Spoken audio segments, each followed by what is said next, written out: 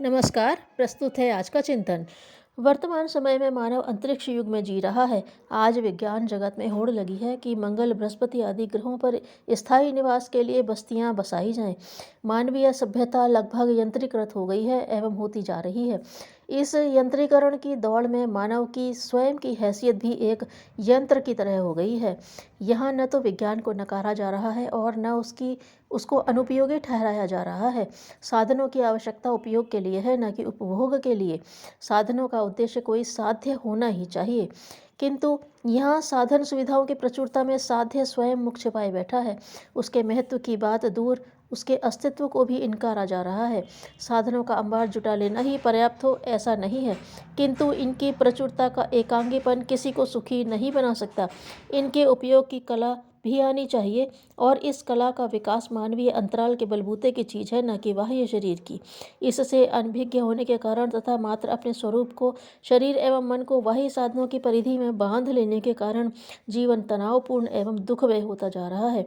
जीवन में तनाव बढ़ने से अनेक शारीरिक व्याधियां भी बढ़ती जा रही हैं। इन बढ़ने वाली व्याधियों में जिनकी प्रचुरता है, मनोचिकित्सक उन्हें न्यूरोसिस तथा सीजोफ्रीनिया नाम देते हैं। दोनों ही आज के मनोविज्ञान की सामान्य चीज़ें हो गई हैं। न्यूरोसिस का तात्पर्य है अंतः विखंडन। इसी तरह सीजोफ्रीनिया ग्रीक धातु सीजो से बना है, जिसका तात्पर्य है स्व का विखंडन। फ्रेन का तात्पर्य हृदय या मन से है, अर्थात निज के हृदय का विखंडन। इन आम होती जा रही बीमारियों से सभी का चिंतित होना स्वाभाविक है। इनके आंकड़ों में नित्य नवीन होने वाली वृद्धि ने सभी को चिंतित कर दिया है। प्रायः सभी मनोचिकित्सक सोचने पर विवश हो रहे हैं कि इनका मूल कारण क्या है। अधिकांशतः इस बात पर एकमत हो जाते हैं कि यंत्रीकरण में मानव का यंत्र रूप हो जाना एक प्रधान कारण है। जितना अधिक आज पुरुष एवं स्त्री मनोरोग होकर बिता रहे हैं, इस वैज्ञानिक युग के पूर्व कभी नहीं थे। गलती विज्ञान की नहीं, स्वयं हमारी अपनी है। हमने मानवीय विकास को यंत्रीकरण का पर्याय बना दिया है। वस्तुतः मानव मात्र चलती फिरती हाड़ मांस की मशीन नहीं है। इसके अलावा वह कुछ और भी है। उसका अपना निजी व्यक्तित्व है। व्यक्ति का विकास ही नहीं, व्यक्तित्व का विकास भी अपेक्षित है। इसके विकास में निजी सजगता एवं इच्छा के साथ साथ बाह्य प्रकृति एवं सामाजिक तत्व काम करते हैं। पाश्चात्य भाषा में व्यक्तित्व के लिए पर्सनैलिटी शब्द बरता जाता है, और जिसकी व्युत्पत्ति के अनुसार अर्थ है मुख पर पहनने का आवरण। इस तरह पर्सनैलिटी व्यक्ति का आवरण है, बाह्य रूप है। भारतीय अध्यात्म विद्या के अनुसार हमारा सामान्य व्यक्तित्व शरीर, प्राण व मन की बहिर्मुखी संरचना है, जबकि हमारा असली निजी भाव तो हमारी आत्मा है। प्राच्य विद्या विशारद जानते हैं, जीवन आत्मा के लिए है, न कि आत्मा जीवन के लिए। जीवन भी एक साधन है। साधन की उपयोगिता साध्य के लिए है। साध्य के बिना साधन का मूल्य घट जाता है। साधन सुविधाओं का लोभ संवरण न कर पाने के कारण ही यह परिणाम है कि आज गांव उजड़ते जा रहे हैं और शहरों का कलेवर बदरूप और विशाल से विशालतर विशालतम होता जा रहा है। तदनुरूप शारीरिक मानसिक समस्याएं भी बढ़ रही हैं। इस संबंध में विकसित कहे जाने वाले देशों की स्थिति और भी दयनीय है। स्थिति पर विचार करने पर यह सुस्पष्ट हो जाता है, यथार्थ मायने में सुख शांति साधन में नहीं, साध्य में है। स्वयं को यंत्र समझ बैठने से नहीं, अपितु यंत्री के लिए यंत्र का सदुपयोग करने से काम चलेगा। यह सत्य लोगों की नज़र में उजागर भी होता जा रहा है। वे यथार्थता के प्रति जागरूक होते जा रहे हैं। ऐसे ही लोगों में अमेरिका का आर्मे डिपोज नाम का एक वर्ग है। इन पढ़े लिखे लोगों का समुदाय जो शिक्षित ही नहीं, विवेकवान भी है, यंत्रीकरण के रहस्य को समझ चुका है।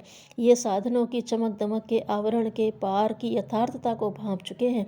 उनके अनुसार आज मनुष्य ने अपनी स्वाभाविक चेतना को भी कंप्यूटर एवं मशीनी मानव के हवाले कर दिया है।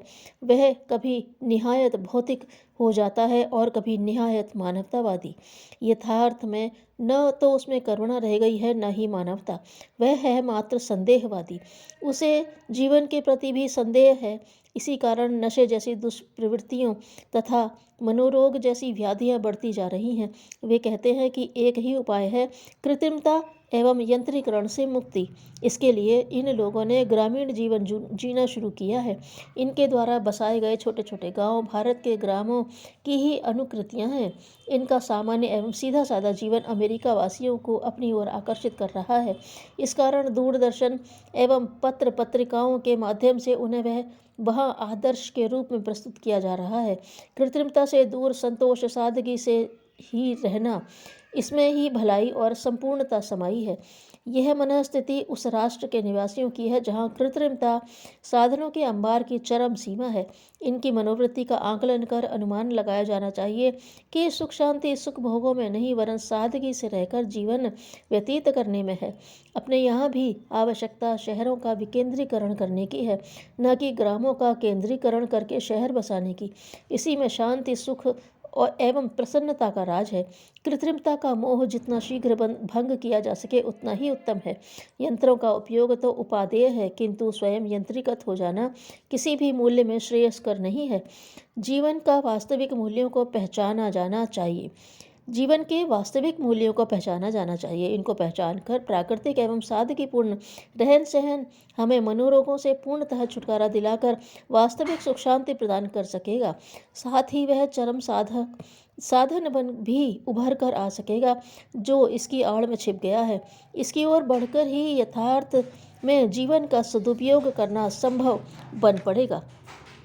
साहसी व्यक्तियों को शक्ति उधार नहीं मांगनी पड़ती, उनकी अंतरात्मा ही बल प्रदान करती है।